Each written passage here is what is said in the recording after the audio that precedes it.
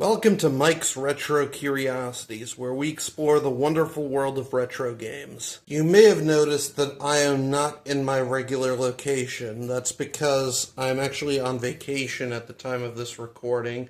I'm actually staying with fellow game sandwich artist Aiden. I decided to use this opportunity to do an episode on one of Aiden's favorite board games, Settlers of Catan. He's actually been teaching me how to play this one, and it's really fun. Settlers of Catan was first released in 1995 in Germany. It was created by Klaus Treber. I'm not sure if I'm pronouncing that right, and it was published by a German board game company called Cosmos. The first edition of it was called Settlers. This is the 5th edition, which was released in 2015. This game is for 3 to 4 players, although it can be expanded to 5 to 6 players with an extension. This game has a rather special place in the history of board games. It was really one of the first Euro games to become popular in the US. Now, Euro games are kind of an entire, sort of style of board game. They generally tend to be more strategic and less reliant on luck than American board games. Most American board games, sort of before this became popular, really were not very good. You had stuff like Monopoly, The Game of Life, Sorry, stuff like that. And there's kind of a reason why people sort of lose interest in these games when they start to grow up. So when this game and others like it hit the US, it was definitely a big breath of fresh air. And as a result, games like Settlers of Catan and other such Euro games really ended up being massively influential and kind of started something of a board gaming renaissance, at least here in the US. The game especially became popular during the early 2010s, and it's now become something of a sort of staple board game over here. Like, virtually every board game shop worth its salt has at least a couple of these on its shelves. So in terms of how this game is played, first you of course set up the board, usually distribute each of these tiles sort of randomly so that the layout's different each time. You also put on each of these numbers on one of the boards. And each hexagon here basically produces a different type of resource. So like these wheat fields produce a wheat resource. The quarry one there produces brick. The mountains produce stone, stuff like that. Each player starts off by placing 2 settlements on the board. Each turn, 2 6-sided dice are rolled, and depending on what the number is, if one of your settlements is touching a territory that has one of those numbers on it, then that means that you get that resource. So in this case, I got a 3, and 3 is over here. That would be a brick. None of my guys are touching it, so I don't get it. If I were touching it, I would get that.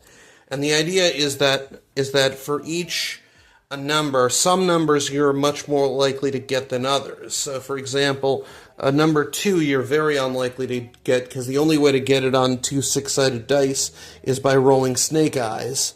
Conversely, the number 8 you are actually very likely to get, and in fact the best numbers here are the red ones. And you can see on these little pips they actually show you how many different combinations on 2 6-sided dice you can get to get that number. So ideally you want to build settlements on the board on places where you're more likely to get the resources you need. You can then use your resources to build things. So for example, you can build roads, which you need to connect different settlements together. Each settlement must be at least 2 spaces apart, and you sort of build along the edges of the hexagons. So, for example, if I wanted to build here, I would need to first build these 2 roads here before I could do that. By the way, the rule about needing to be at least 2 spaces away also applies to your opponent. So if you're clever, you can actually kind of use that to block your opponents from advancing to the resources that they need. You can also upgrade settlements to cities, and when you do that, then that means that every time you gain a resource from one of the lands it touches, you gain 2 resources instead of 1. You can also spend resources to acquire development cards, which will often have some sort of random effect that you can use to gain an advantage. Something that adds an additional wrinkle to this game is the thief. The thief, basically anytime you roll a 7 or you get a knight card, you can move him to a different space. And the idea is that when whatever space he's on, you can't gather resources on, so you can use it to kind of harm your opponent. Not to mention, if you place it next to an opponent's settlement, then you can actually steal a resource from their hand. Of course, even with all this, you are inevitably going to end up with either resources that you don't need at the moment or that you have too many of. So what do you do in that case? Well, that's where this game's trading mechanic comes in. First off, you can trade with any other player, like you can make an arrangement, yeah, I'll trade you like 1 wheat for 1 sheep or something like that. At any time, you can also exchange 4 of any resource for something that you need. It's also possible, if you capture one of the harbors here, to make exchanges here. So for example, this one here allows you to exchange 3 of any item for 1 of any item, which reduces it down from 4. And this one, some of them are more specific, like this one is 2 wheat for any 1 material that you need. The goal of the game is to be the first player to reach a preset number of victory points, usually 10 in the basic game. Each settlement you gain gives you 1 victory point, each city gives you 2. Sometimes you can get certain development cards that will give you a victory point.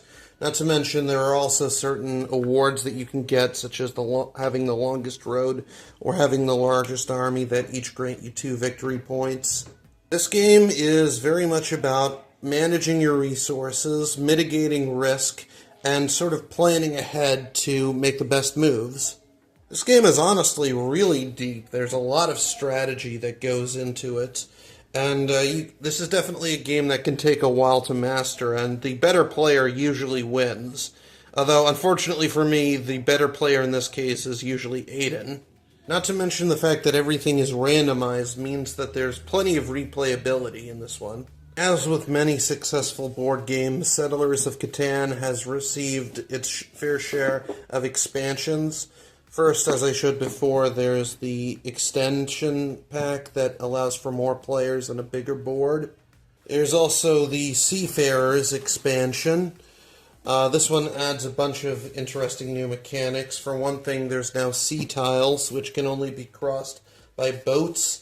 There is a second type of thief unit called a pirate, which sails the seas, and it behaves much like the thief. However, it also prevents you from building ships on any tile where it's located.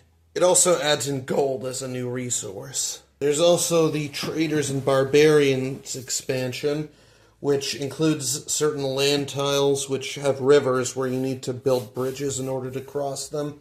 There's a new victory point condition called Harbor Master, and you can even harvest fish in this one. There are, of course, plenty of other expansions and different variations on this game, but these are the ones that Aiden happens to have. Aiden and his family actually pretty heavily house rule this game. They actually have 2 copies of the base game and 2 copies of Seafarers, and they basically combine them all together into one gigantic map, and it takes 20 victory points to win in that one, and it really makes for some pretty epic gaming, I have to say. But yeah, that is Settlers of Catan. Have any of you guys played it? If so, please let me know in the comments. As usual, please remember to like, comment, and subscribe. This video is sponsored by M&M Games, and I will see you guys next time.